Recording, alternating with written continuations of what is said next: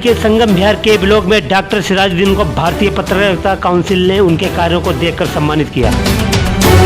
Doctor Sirajuddin एक वरिष्ठ समाज सेवी हैं जो जनता की निस्वार्थ सेवा करते रहते हैं।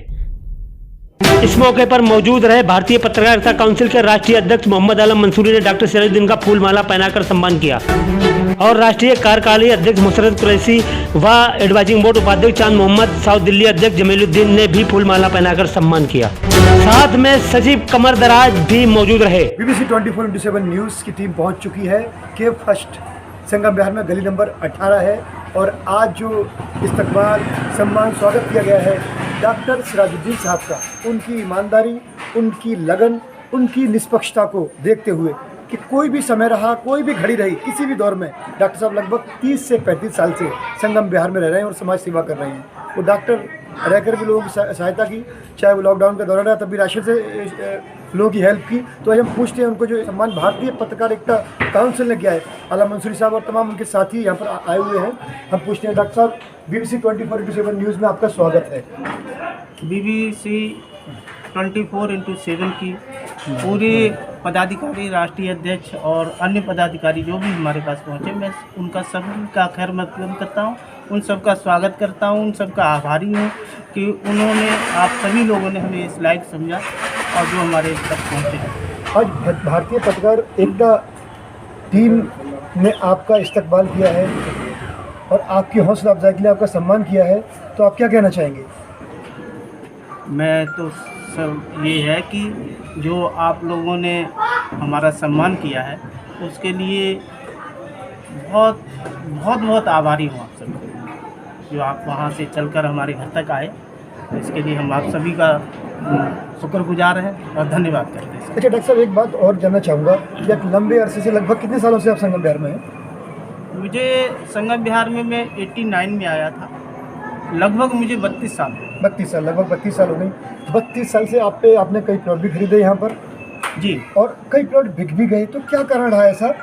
देखिए, राजनीति जब पहले हम अपना जो प्रोफेशन था उसमें थे जी, और उसके बाद जब राजनीति के क्षेत्र में आए, राजनीति के क्षेत्र में आने के बाद 2002 में एक चुनाव लड़ा, 2007 में एक चुनाव लड़ा, 2012 में एक चुनाव लड़ा, मतलब 3 चुनाव लड़ने पर जी लंबे अरसे से चुनाव लड़ा। हाँ, लंबे अरसे से ये चुनाव जो लड़े हमने, उसमें लगातार जो पराजय हुई, और पराजय होने पे आप समझते हैं चुनाव कोई बातों से तो होता नहीं, बातों से नहीं होता, और चुनाव में खर्च होता है, और खर्च होने की वजह यही रही कि जो हमारे पास था, जो कुछ थे वो बिक गए, उनको ये सब है। अच्छा डॉक्टर साहब, आपने लॉकडाउन के दौरान भी काफ़ी लोगों की समाज सेवा की, हर तरह से, चाहे वो राशन वितरण का मामला रहा हो, आपने सेवाएं की। तो किस तरह से मतलब किसी टीम को बनाकर आपने पैसा इकट्ठा करके तब राशन का इंतजाम किया या अपनी तरफ से कैसे किया, बताएं कुछ। ये आज तक का एक मेरे जो जीवन का सफ़र है, मैंने कभी भी किसी से चंदा लेके कभी कोई, हमेशा ही जो हमारी अपने पास हुआ उसी से काम करने की कोशिश की। और मैंने लॉकडाउन के अंदर जो कुछ भी किया वो एक बहुत ही ना के बराबर था।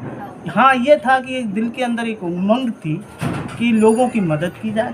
जब हमने ये देखा कि लॉकडाउन में लोग सड़कों पर पुलिस मार रही है, भूखे प्यासे नंगे भाग रहे हैं, तो हमने ये डिसीजन लिया अपने घर पर कि भाई इन लोगों की हमें मदद करनी चाहिए। और हमने घर पे से खाना बना के सड़कों पे ले जाके पहले दिन शुरुआत की, और उसके बाद तमाम दूसरे तीसरे दिन लोग और भी निकल के आ गए। ऐसा नहीं कि मैं ही एक अकेला दिल्ली में था, लेकिन हाँ, जहाँ तक कोशिश थी हमारी कि लोग भूखे ना रहें, और जो भी हमें कर सका वो पूरी तरीके से ईमानदारी के साथ किया।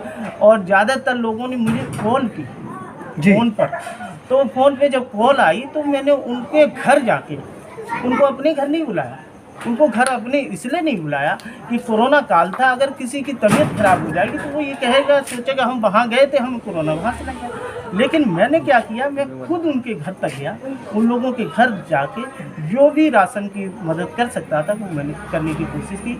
और ये उस पाक परवरदिगार का एहसान है कि जो हमारे लिए हमेशा ही हम जो भी करते हैं उसमें अल्लाह का सबसे बड़ा। कि दिल्ली के अंदर जो मैंने जब राजनीति शुरू की तो उस वक्त में दिल्ली के अंदर जो कांग्रेस थी और कांग्रेस का विकल्प जो हमेशा थी बीजेपी, और हमने इन दोनों के विपरीत राजनीति की।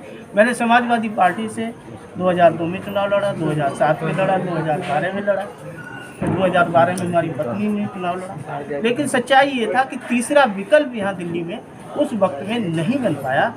वो हमारी हार का सबसे बड़ा कारण ये रहा कि समाजवादी पार्टी दिल्ली के अंदर तीसरा विकल्प नहीं बन पाई। डॉक्टर साहब, आपके अंदर एक खासियत पाई जाती है कि जो आप ठान लेते हैं वो करके रहते हैं, चाहे वो धरना प्रदर्शन हो या इसके अलावा कोई और कारण हो। वो क्या कारण है?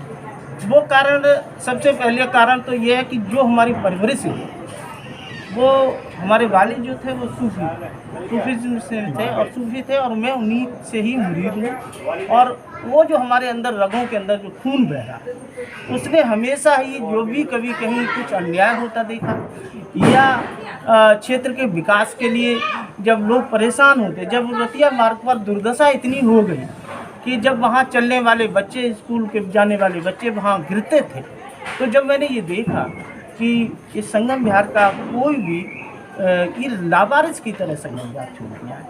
तमाम पहले निर्दलीय भी चुनाव जीते, पार्टी से भी जीते, फिर मैंने यहाँ देखा कि यहाँ पर कांग्रेस के टाइम में एक पाइपलाइन डाल दी थी, पानी की पाइपलाइन डाली थी। तो उस पाइपलाइन को पड़े हुए 7-8 साल, जब 7-8 साल हो गए और किसी भी राजनीति करने वाले यहाँ के क्षेत्रीय राजनीतिक नेता के किसी के जू नहीं रही थी। और वो ज़्यादातर राजनीति ये कर रहे थे कि ये किसी तरीके से सोनिया विहार का पानी खुले ना, मतलब नेताओं का काम होता है कि विकास के लिए कुछ करें, लेकिन यहाँ इसी पे राजनीति डिपेंड थी कि इसको किसी तरीके से पानी खुल न जाए। तो ऐसी जब राजनीति हो रही तो उसमें हमें लगा कि इस मुद्दे को लेके हमें बाहर आना चाहिए। तो हमने 5 मई सन 2013 को जल आंदोलन किया, और वो जल आंदोलन ऐसा जल आंदोलन किया था कि मैं हर महीने एक तारीख फिक्स कर रखी थी, उसमें 2 दिन लगातार भूख हड़ताल करता था, उसके बाद वो ज्ञापन सौंपता था। इस तरीके से हमने कई महीने ये कोशिश किया। डॉक्टर साहब, हम संगम विहार विधानसभा की बात करें तो विभिन्न पार्टियों के नेताओं में जब आपका नाम आता है तो उनके अंदर एक दहशत पैदा होती है, वो क्या कारण है? वो कारण सही मायने में तो वही लोग सही समझ सकते हैं। उसका कारण ये भी हो सकता है कि मैंने जब भी कभी कोई बात कही, मैंने कोई ऐसी बात नहीं की, कभी झूठ नहीं बोला, ईमानदारी के साथ और सच के साथ और हक की लड़ाई लड़ी। तो सबको ये पता होता है कि मैंने अगर कोई बात कही है या कोई आंदोलन किया है या कुछ विकास की मांगें लेके हम सड़कों पर आए हैं, तो उनको ऐसा लगता है कि अगर इन्होंने ये काम शुरू करा है तो इसको अंत तक ले जाएंगे, और वो फिर उनके गले की हड्डी बन गई। गले की हड्डी बन जाने पर उनको दहशत लगती है कि जब भी हम कभी किसी चीज़ को बाहर लेके निकलते हैं तो उनको दहशत। आखिरी सवाल मेरा ये है कि पूरा हिंदुस्तान दिवाली, भैया दूज, गोवर्धन मना रहा है, तो क्या संदेश देना चाहेंगे आप? देखिए, हमारी देश के अंदर गंगा जमुनी तहजीब है, और हम हमेशा ही चाहते हैं आपसी सौहार्द करें, आपसी भाईचारा करें। और मेरी तो यहाँ तक कहना है कि हम एक दूसरे के त्योहारों में भी सम्मिलित हों। इसके ना सूरत बुरी है ना सीरत बुरी है, बुरा तो वही है जिसकी नीयत बुरी है। नीयत अच्छी रखिए, राजनीति कीजिए। BBC 24x7 न्यूज़ से मैं video journalist Musarrat Qureshi, cameraman Khurshid Alam के साथ।